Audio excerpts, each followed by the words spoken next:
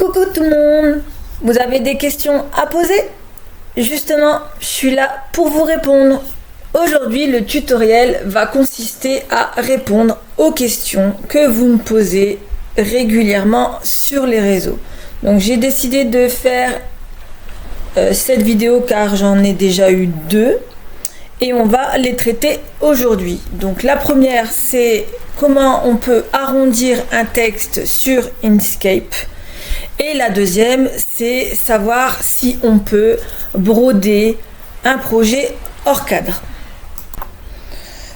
Donc dans cette vidéo, je vais vous répondre à ces deux questions et surtout n'hésitez pas à poser vos questions en commentaire, je me ferai un plaisir de vous expliquer en tutoriel. Donc je réalise régulièrement des vidéos broderie et couture et quand c'est de la couture, les patrons sont gratuits. Donc si tu veux pas en louper une seule, n'hésite pas à t'abonner et surtout n'hésite pas à mettre un petit commentaire et si t'aimes pas mettre un petit commentaire, sache que un petit cœur c'est énorme pour moi, donc je compte sur toi. Allez, c'est parti, juste après ça.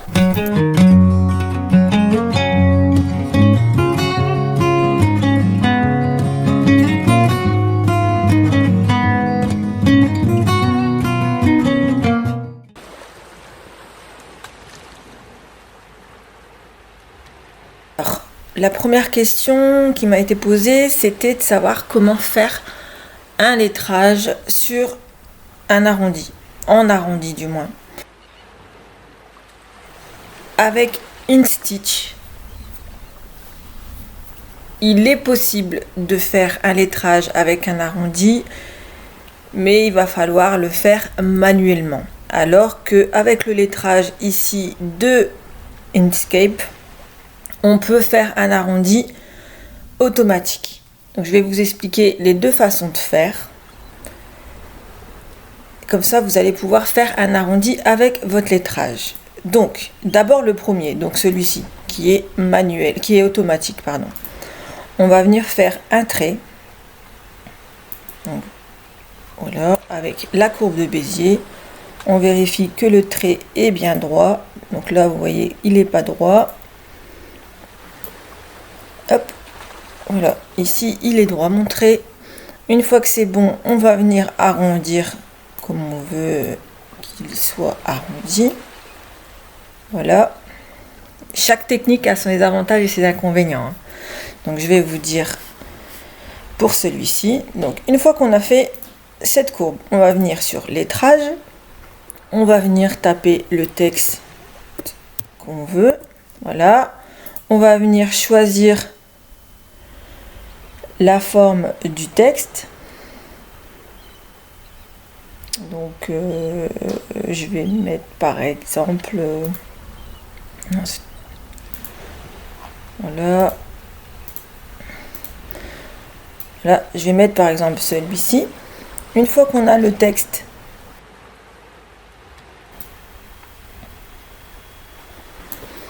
on va venir sélectionner la courbe et le texte et on va ici dans texte et on va mettre le texte suivant le chemin. Vous voyez, le texte est mis sur mes chemins, mais l'inconvénient c'est qu'il ne se centre pas et on a beau utiliser ici l'alignement, ça ne marche pas. Donc ce qu'il faut faire, moi ce que je fais, c'est que je vais devant le texte et je vais venir, voilà, comme ceci, ajouter des espaces jusqu'à ce que mon texte soit plus ou moins centré.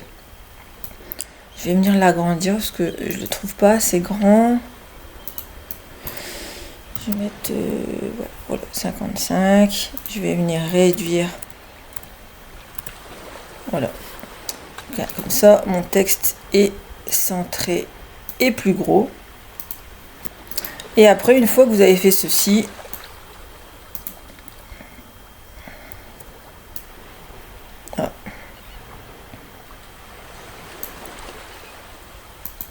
je sélectionne les deux, je vais venir le positionner plus bas pour qu'on puisse travailler dessus.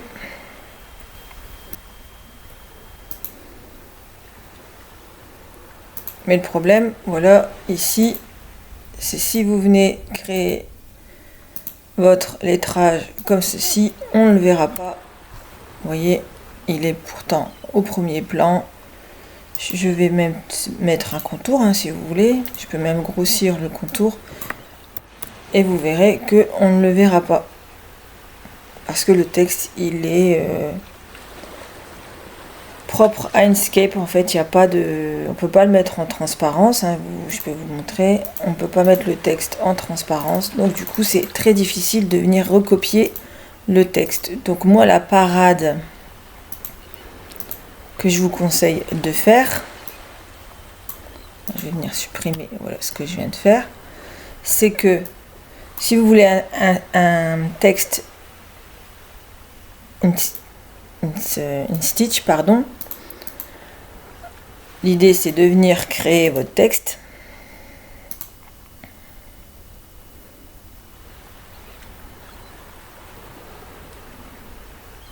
Ah, pardon. Donc pour ça, on va dans extension, Stitch, lettrage.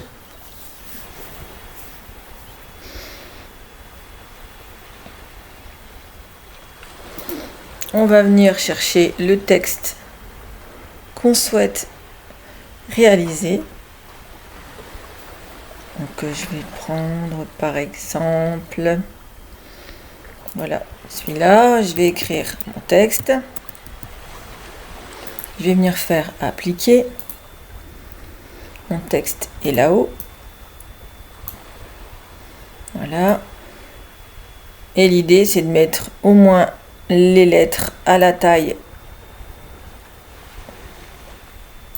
de ce que vous voulez faire.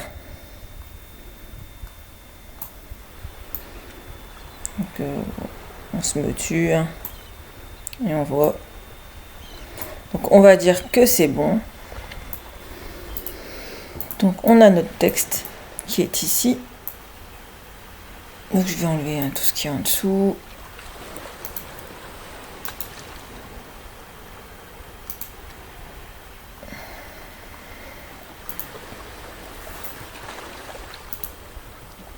Oups. Voilà. Donc j'ai enlevé, comme ça on n'a que ce qu'on a créé. Et ensuite ce que je vais faire, c'est je vais venir dégrouper le lettrage que je viens de réaliser avec une stitch. Comme ça mes lettres sont individuelles.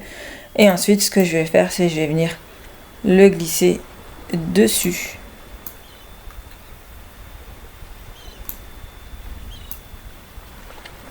On va venir cacher le texte. Je pense que maintenant on n'a plus besoin. Voilà, je vais venir le glisser dessus. Et ensuite, je vais venir mettre mes lettres en cliquant deux fois dessus. Hop, et on pivote comme ceci.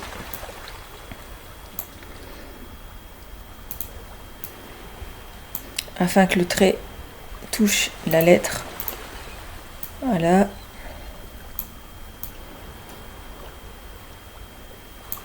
Je fais pareil avec cette lettre-ci.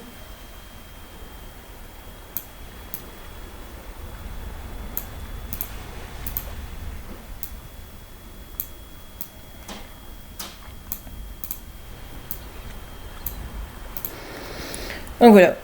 Donc vous avez la possibilité de faire une courbe avec du lettrage Inkscape. Mais le problème, c'est qu'on ne peut pas l'exploiter parce qu'on ne peut pas écrire dessus, on ne peut pas redessiner la lettre. Donc l'alternative que je vous conseille, c'est de venir créer votre lettrage InStitch et ensuite venir suivre la courbe que vous avez réalisée. La courbe, vous pouvez la laisser, vous enlevez juste le contour et le fond, comme ça vous êtes sûr que ça n'apparaît pas dans votre broderie. On va faire un test.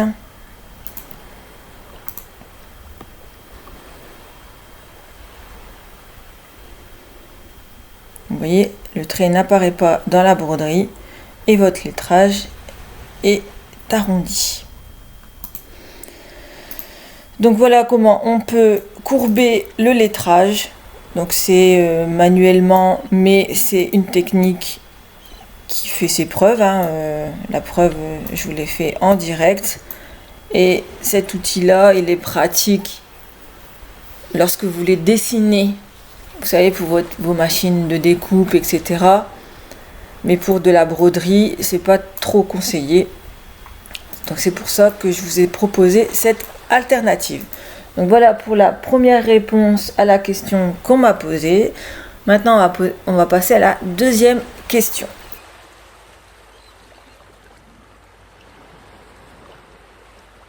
Alors la deuxième question, c'est de savoir si on peut broder hors cadre. Donc oui, on peut broder hors cadre lorsque vos tissus sont épais et que du coup vous avez du mal à le passer entre les deux cadres. Donc comment procéder? Donc vous mettez votre stabilisateur dans le cadre, hein, comme ceci. Vous tirez légèrement sur le côté. Il faut que ça fasse un bruit de tambour lorsque le cadre est posé. Voilà. Ensuite, vous venez poser votre éponge, hein. Donc souvent on utilise ce procédé pour tout ce qui est éponge, suite, etc.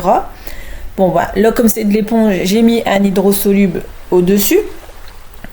C'est ce qu'il faut faire lorsque vous avez un tissu un petit peu poilu, pour éviter que les poils dépassent entre les fils. Et ensuite, vous venez épingler les extrémités en tirant légèrement sur l'hydrosoluble et le tissu. En fait, vous venez tirer légèrement le tissu. Donc l'idée, c'est que vous savez, le pied de biche de la brodeuse ne passe pas en dessous de votre tissu. Sinon, ça va faire bouger votre tissu. Donc l'idée, c'est de bien épingler, bien tirer votre tissu, hein, comme je suis en train de faire. Et vous venez épingler vraiment les extrémités. Donc moi, je fais les pointes. Après, je fais les centres au niveau du haut et du bas. Vous voyez, hein, j'ai bien tiré. Donc ici, je vais en remettre un sur le haut. Vous voyez, je tire un petit peu, je mets mes épingles, je fais la même chose en bas, je tire un petit peu et je mets une épingle. Et ensuite, je vais poser le cadre dans ma brodeuse. Donc voilà, hein, j'ai mis le cadre dans la brodeuse, hein, vous voyez, ça se présente comme ceci. Ensuite, je viens vérifier, vous avez l'aiguille, avec ce petit outil-là, je viens vérifier si ma broderie ne touche pas les épingles. Vous voyez, je bascule à droite, à gauche, en haut, en bas l'aiguille. En fait, ça fait l'encadrement de la broderie. Et une fois que c'est bon, je suis sûre que la broderie ne touche pas mes épingles. Je peux lancer ma broderie. Donc je vais pas tout vous montrer, hein, au niveau de la broderie. Je vais juste vous montrer quelques passages pour que vous puissiez voir que le motif ne touche pas, vous voyez, les épingles. Donc l'hydrosoluble, c'est top lorsque vous utilisez de l'éponge, hein. Au moins ça permet que les fils ne dépassent pas et ça fait un super rendu. Donc voilà, la broderie est presque terminée.